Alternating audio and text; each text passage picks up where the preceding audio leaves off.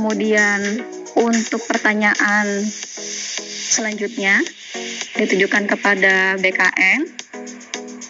Apakah usulan yang sudah terkirim harus merubah peta jabatan karena banyak formasi yang belum terakomodir dalam Kepmen 173 tahun 2024. Kemudian apakah rencana selanjutnya akan ada sosialisasi tentang juknis penginputan dan bagaimana dengan jadwal penginputan rincian usulan CASN di SIASN.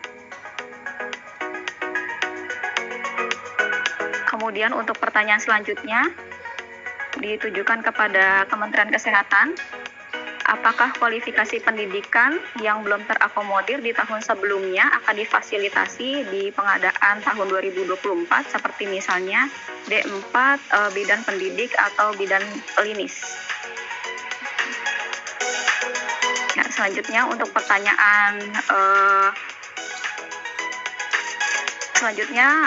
untuk Kemenpan RB, bagaimana dengan jabatan pelaksana yang belum terakomodir dalam Kemenpan RB 173 tahun 2024?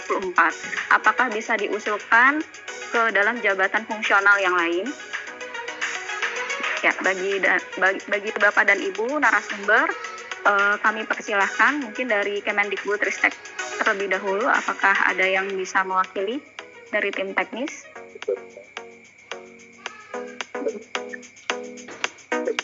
Ya, izin. Dari Kemdikbud, Mbak Vin. Untuk menjawab pertanyaan data cut-off, sebenarnya seperti tahun sebelumnya, kalau penggunaan data kan kita akan menggunakan data real gitu, kondisi dapodik saat pendaftaran. Hanya ya ini kan mekanismenya belum bisa disampaikan ya. Kan mekanisme nanti akan dituangkan dalam Kemenpan gitu kan, apakah datanya pendataan ASN seperti apa. Nah itu jadi kami belum bisa memastikan gitu kan untuk nanti yang tertuang di Kemenpan-nya nanti seperti apa. Mungkin itu Mbak Vin sementara kami sampaikan. Ya, baik. Selanjutnya pada Bu Jumiati, mohon informasi terkait dengan pertanyaan dari para peserta.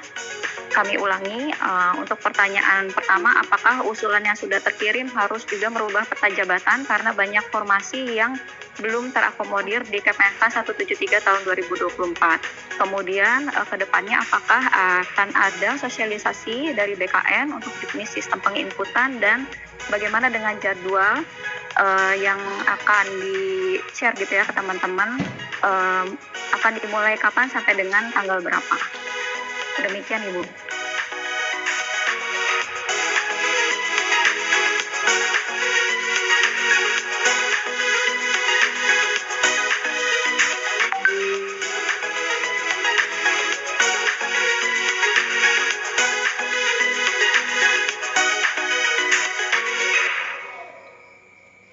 Oke, baik. Terima kasih Mbak Vin. Baik, untuk beberapa jabatan yang dari Kemenpan ini belum ada, bisa dilakukan proses lagi untuk pengisian peta jabatannya. Untuk kemudian nanti yang fitur rincian ini yang tadi saya sampaikan bahwa nanti ini akan close dulu ya. Jadi ketika kita akan menambahkan khususnya di peta jabatan, maka sistem rinciannya akan berhenti. Nah, kemudian setelah ditambahkan di peta jabatan, maka Bapak Ibu sekalian bisa melanjutkannya di rincian seperti itu. Jadi bisa difasilitasi di sistem Mbak Vin. Nah, khusus untuk pelaksanaan BIMTEK, insya Allah akan dilakukan BIMTEK. Nah, kurun waktunya tentunya menyesuaikan dengan jadwal yang sudah ada di Kemenpan. Jadi kita mengikuti saja jadwal tersebut untuk nanti kemudian dari kami akan menyampaikan BIMTEK-nya, baik terkait dengan rincian maupun nanti dalam rangka persiapan pelaksanaannya. Demikian Mbak Vin, terima kasih. Baik Bu Jumiati, kami lanjutkan ke pertanyaan selanjutnya untuk Kementerian Kesehatan. Bapak Laude, akan saya ulangi kembali terkait dengan pertanyaannya, apakah kualifikasi pendidikan yang belum terakomodir di tahun sebelumnya akan difasilitasi di pengadaan tahun 2024, seperti misalnya D4 bidan pendidik atau bidan klinis. Silakan Pak Laude.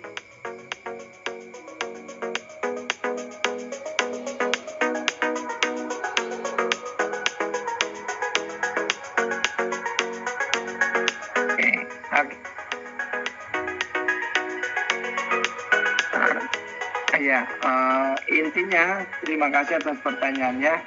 Jadi khusus untuk tahun ini kualifikasi pendidikan D4 pendidik ini sudah diperbolehkan ya di dalam draft SE Dirjen Tenaga Kesehatan berkaca dari pengalaman tahun-tahun sebelumnya. Itu saja. Sekali lagi saya ingatkan bahwa selama kita bagi 3 regional, besok pagi, Selasa pagi, Selasa siang, Rabu pagi dibagi 3 regional, kami akan melakukan bimbingan teknis bagaimana masuk ke SI ASN-nya dengan aplikasi Lembot Bapak Ibu sekalian. Lalu tanggal 25, tepatnya hari Senin, Selasa, Rabu, dan Kamis kita akan melakukan finalisasi terhadap rincian formasi tersebut. Jadi kita tes langsung ya. Tapi intinya ikutin dulu luring tadi, karena kalau nanti langsung ikuti dulu daringnya ya besok ini. Karena kalau langsung luring, pengalaman tahun-tahun sebelumnya tidak akan selesai tepat waktu dan ini akan merugikan kita semua Bapak Ibu sekalian. Terima kasih. Baik, Bapak dan Ibu sudah dijelaskan dari perwakilan Badan Kepegawaian Negara dan juga dari Kementerian Kesehatan bahwa nanti akan ada bimbingan teknis ya Pak ya, khusus terkait dengan perincian kebutuhan. Terima kasih kepada Ibu Jumiati dan kepada Bapak Laude. Kami persilakan apabila Bapak dan Ibu ada kegiatan yang lain. Selanjutnya untuk terkait dengan pertanyaan untuk Kemenpan RB, kami ulangi bagaimana dengan jabatan pelaksana yang tidak diakomodir di dalam Kemenpan 173 tahun 2024. Apakah bisa diusulkan dengan jabatan fungsional yang lain? Silakan kepada Bapak Yoga, dipersilahkan. Oke, terima kasih Mbak Vin.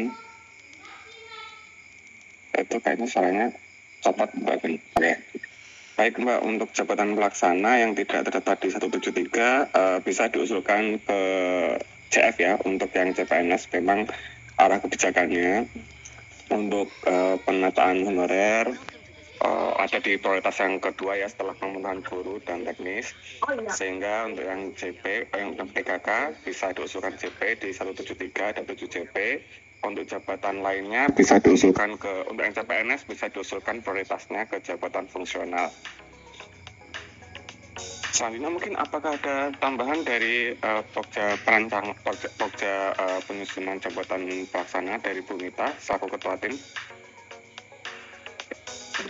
Baik, terima kasih Mas Yoga, Mbak Vin, Pak Deputi,